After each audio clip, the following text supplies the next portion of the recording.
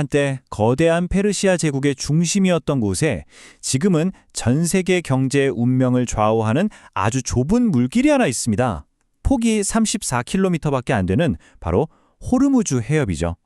이 좁디 좁은 해협이 어떻게 세계를 움직이는지 오늘 그 숨겨진 이야기를 한번 깊숙이 들여다보겠습니다.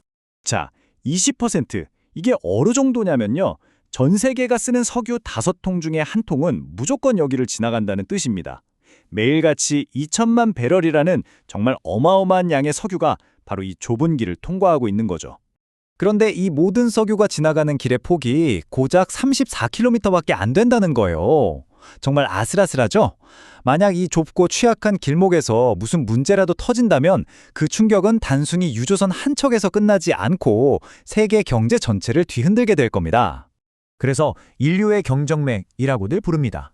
이보다 더 딱 맞는 비유가 있을까요? 목에 있는 경정맥이 막히면 생명이 위험하듯이 이 해협이 막히면 세계 경제가 그대로 멈춰버릴 수도 있다는 그런 의미인 거죠. 자, 그럼 이제 거대한 유조선이나 세계 경제 같은 큰 그림에서 잠깐 시선을 돌려볼까요? 이 유조선들이 매일 스쳐 지나가는 바다 위에 떠 있는 섬들 있잖아요. 여기에는 우리가 전혀 몰랐던 아주 놀라운 세계가 숨어 있습니다. 호르무즈 섬의 풍경이 왜 그렇게 독특하냐면요. 바로 암염돔이라는 현상 때문입니다. 이게 뭐냐면 수억 년 된 소금이랑 화산암 덩어리가 땅 밑에서부터 지표면을 밀어올리면서 지금처럼 마치 다른 행성에 온 것 같은 그런 초현실적인 모습을 만들어낸 거예요. 그 결과 호르무즈 섬은 무려 70가지가 넘는 광물 색깔이 어우러져서 정말 경이로운 풍경을 만들어냅니다. 짙은 붉은색 절벽, 은빛으로 반짝이는 검은 해변, 심지어 황금빛 강바다까지. 정말 비현실적이죠. 바로 여기에 호르무즈의 역설이 있습니다. 관광객들 눈에는 그저 놀랍고 아름다운 풍경이지만 이 섬에 사는 주민들에게는 이 모든 게 생존을 위한 재료입니다. 붉은 흙을 갈아서 겔락이라는 향신료를 만들고요. 섬에 널린 돌로는 집과 요새를 지으면서 살아온 거죠. 아름다움이 곧 삶 그 자체인 셈입니다. 이렇게 아름다운 섬에 사는 사람들의 삶은 어떨까요? 동화 같을까요? 글쎄요. 그 화려한 풍경 뒤에는 우리가 상상하기 힘든 아주 혹독한 현실이 숨어 있습니다. 생각해보세요.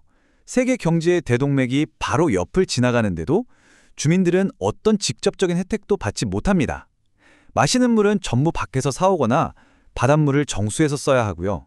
바다는 산업형 어업과 기후변화 때문에 황폐해졌습니다. 심지어 그들의 정체성이자 유일한 자원이었던 그 붉은 흙마저도 이젠 마음대로 채취할 수 없게 됐어요. 호르무즈를 보면 이런 생각이 듭니다. 아, 지구상에서 가장 오래된 물질로 만들어졌다고 해서 가장 안정적인 건 아니구나.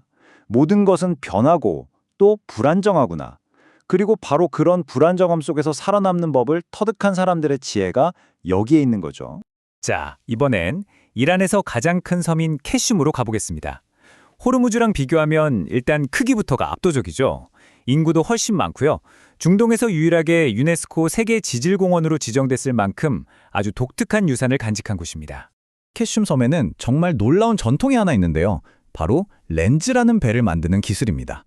더 놀라운 건 이 거대한 목선을 만들 때 설계도가 한 장도 없다는 거예요. 오직 대대로 입에서 입으로 전해 내려오는 기억에만 의존해서 바다를 건너는 배를 뚝딱 만들어냅니다.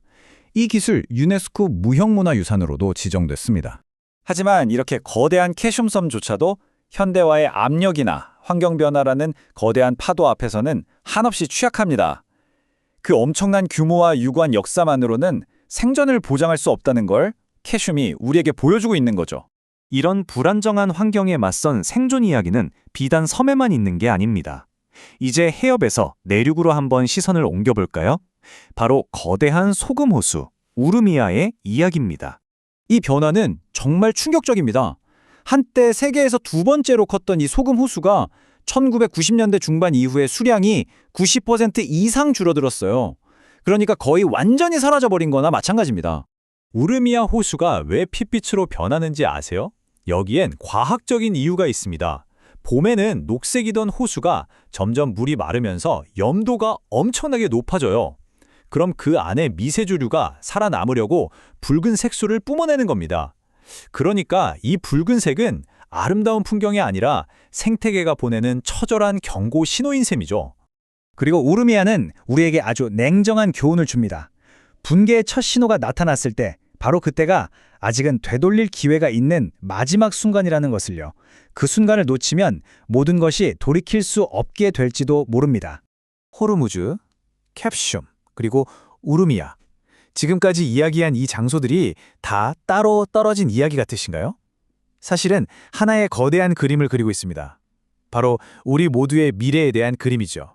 이곳에서 수천 년을 살아온 사람들에게 극한의 환경은 어떻게든 관리하고 극복해야 할 위기가 아니었습니다. 그냥 함께 살아가야 할 조건이었던 거죠. 그리고 그 과정에서 그들은 생존에 대한 깊은 지혜를 차곡차곡 쌓아왔습니다. 우리가 지금까지 본 이 섬들과 호수의 이야기는요, 결코 저 멀리 어딘가에서 일어나는 특이한 사례가 아닙니다. 오히려 우리 모두에게 다가오고 있는 미래를 먼저 보여주는 생생한 기록이라고 할 수 있습니다. 물 부족, 기온 상승, 자원 고갈, 그들이 겪고 있는 문제는 이제 전 세계가 마주하기 시작한 도전이니까요. 그렇다면 우리는 이런 질문을 던져봐야 합니다. 이 먼 곳의 생존 이야기가 이제 우리 모두의 현실이 된다면 과연 우리는 무엇을 해야 할까요? 그들의 지식은 우리에게 어떤 의미가 될까요? 하지만 이 모든 게 절망적인 결말을 의미하는 건 아닙니다. 오히려 새로운 관점의 시작을 알리는 신호일 수 있습니다. 네. 어쩌면 이 이야기의 끝은 새로운 지구적 장이 열리는 바로 그 시작점일지도 모릅니다. 이들의 경험은 과거의 유물이 아니라 우리 모두가 함께 마주할 미래를 위한 가장 중요한 안내서가 될 테니까요.